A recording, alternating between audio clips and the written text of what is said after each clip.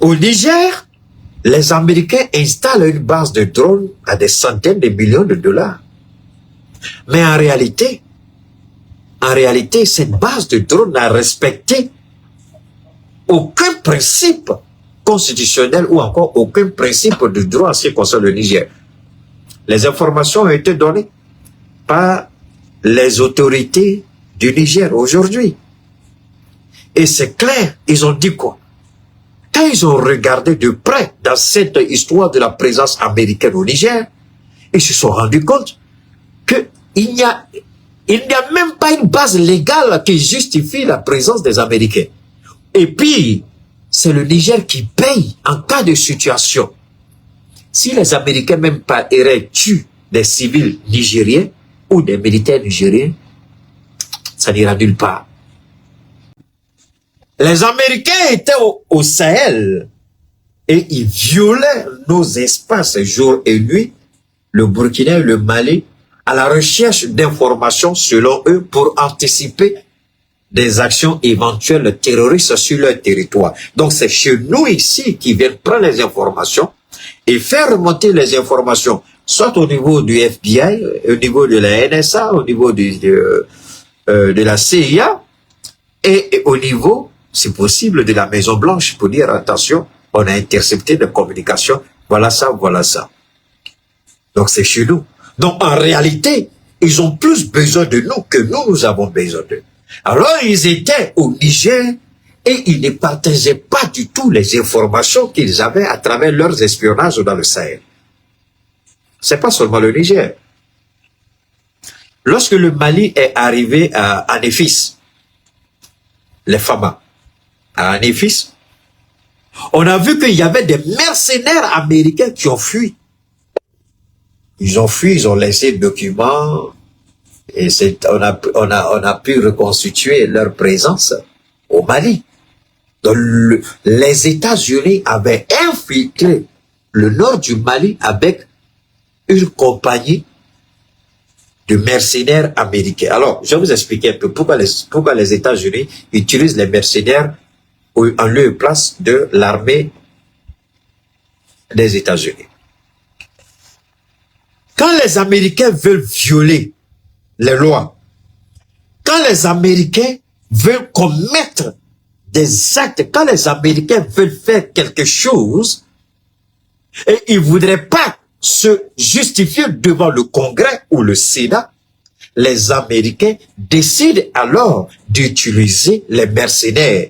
Les mercenaires arrêtés, si on vous arrête, vous n'avez aucune relation avec nous. Si on vous arrête, on est... Donc, si vous arrêtez un mercenaire américain, le Congrès va jamais demander au Pentagone pourquoi vous avez envoyé des Américains. Aujourd'hui, en Ukraine, la Russie tue des mercenaires américains, français, enfin, de l'OTAN. Tous les jours que Dieu fait, la Russie les tue.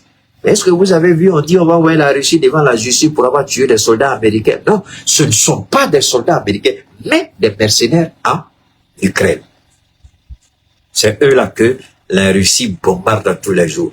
Tous les mercenaires occidentaux sont des cibles privilégiées par rapport aux militaires ukrainiens eux-mêmes. Poutine a dit désormais que les mercenaires deviennent la cible prioritaire de l'armée russe.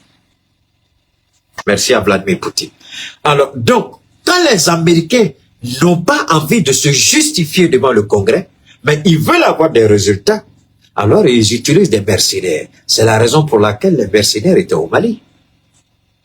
Les mercenaires américains. Parce que le Congrès n'a pas envie de poser des questions, ou du moins le Pentagone n'a pas envie de répondre à des questions que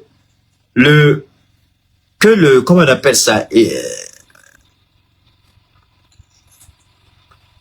le Pentagone n'a pas envie de répondre aux questions perturbantes et gênantes du Congrès. Donc, ils utilisent les mercenaires. Alors, au niveau du Niger, ils étaient là. Ils ont dépensé à peu près 200 millions de dollars pour construire leur base de drones au Niger. Dans la construction de cette base, c'est le Niger qui perdait à tous les niveaux. Écoutez très bien, on n'est pas loin de la Côte d'Ivoire, parce que moi, je ne suis pas celui qui tombe comme ça sur les choses et puis il parle. Non, non, non. Keïta vient étape par étape pour permettre à tout le monde de très bien comprendre. Donc, Keïta n'est pas du genre, comme on dit Côte d'Ivoire, boum, Côte d'Ivoire, boum. Alors, ceux qui sont à la recherche des sensations, ici, c'est pas votre place. Si vous êtes venu à la recherche des sensations, déconnectez-vous. C'est pas votre place. Ici, c'est la pédagogie. Ici, c'est la compréhension à un niveau beaucoup plus élevé. Donc, Keïta ne vient pas, c'est pas... Donc, ceux qui sont émotions, sensations, là, je vous en prie, allez-y, c'est pas votre place ici. Même si c'est une personne qui reste, Keïta fera son direct jusqu'à la fin. Telle est la volonté de Dieu. Alors, on continue. Alors, au Niger, les Américains installent une base de drones à des centaines de millions de dollars. Mais en réalité, cette base de drones n'a respecté aucun principe constitutionnel ou encore aucun principe de droit en ce qui concerne le Niger. Les informations ont été données par les autorités du Niger aujourd'hui. Et c'est clair, ils ont dit quoi? Quand ils ont regardé de près dans cette histoire de la présence américaine au Niger, ils se sont rendus compte qu'il n'y a même pas une base légale qui justifie la présence des Américains. Et puis, c'est le Niger qui paye en cas de situation. Si les Américains même pas iraient tuer des civils nigériens ou des militaires nigériens, ça n'ira nulle part. La question n'est pas que nous ne voulons pas de présence militaire. Nous avons des Russes qui sont là. On a des Turcs qui sont là, qui sont en train d'aider le Burkina, le Mali à piloter leurs drones. On a envoyé on a envoyé nos éléments là-bas pour faire la formation. Il y a certains aussi qui sont venus ici pour continuer la formation. C'est ce genre de relation que nous voulons.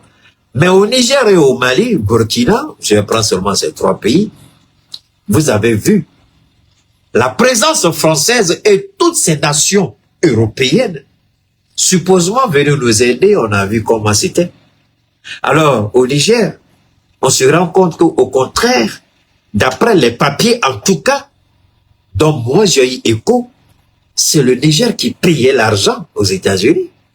Au lieu que les États-Unis louent l'espace sur lequel ils sont en train d'opérer leurs drones pour rechercher des informations pour protéger les citoyens américains. Mais c'est le Niger qui était perdant. Alors, au regard du dysfonctionnement légal, juridique, ils ont demandé le départ. Et peut-être que les Américains seraient restés si les Américains n'avaient pas été aussi mal élevés, mal impolis, mal ignorés, des merdes. Ils ont cru qu'ils pouvaient imposer quelque chose parce que c'est les États-Unis, les dieux sur terre, ils peuvent imposer. Alors, vous êtes les dieux sur terre, voilà les petits anges, et vous regardez pour dire, merde. Depuis quand un ange peut dire merde à son Dieu? Alors, si on dit merde, c'est que vous n'êtes pas notre Dieu. Alors, le Niger dit merde, on ne veut plus vous voir, foutez le camp, parce que là, ça n'est de trop. Ils viennent au Niger sans informer, sans expliquer pourquoi ils viennent, et puis arriver, ils veulent absolument rencontrer le président, en violant tous les principes protocolaires. Donc, ça veut dire que le Niger ne représente rien. Alors que c'est à partir du Niger que vous arrivez à sécuriser votre pays.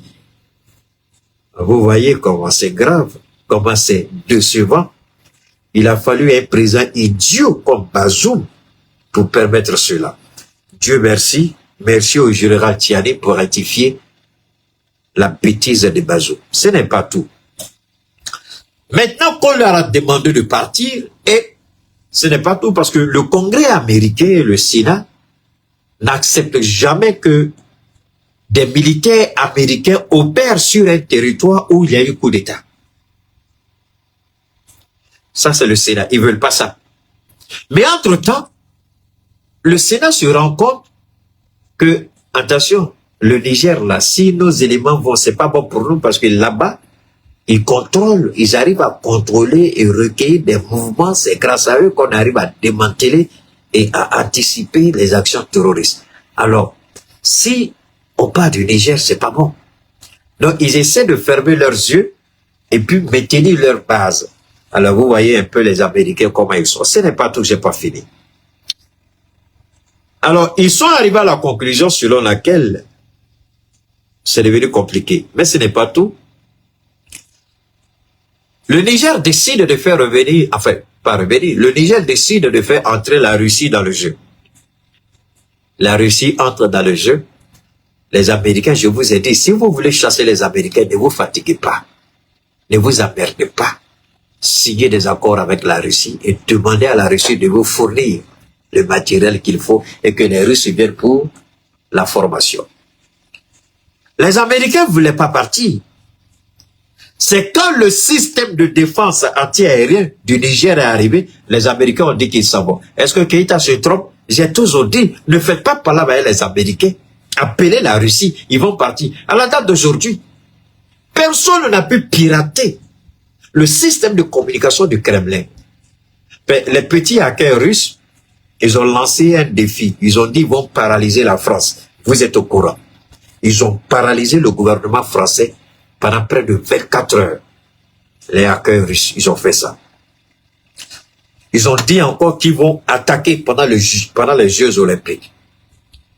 Mais personne, curieusement, eux, ce sont les superpuissants avec les technologies, blabla. Mais ils n'arrivent pas pourtant à percer ni la communication chinoise, encore moins la communication russe.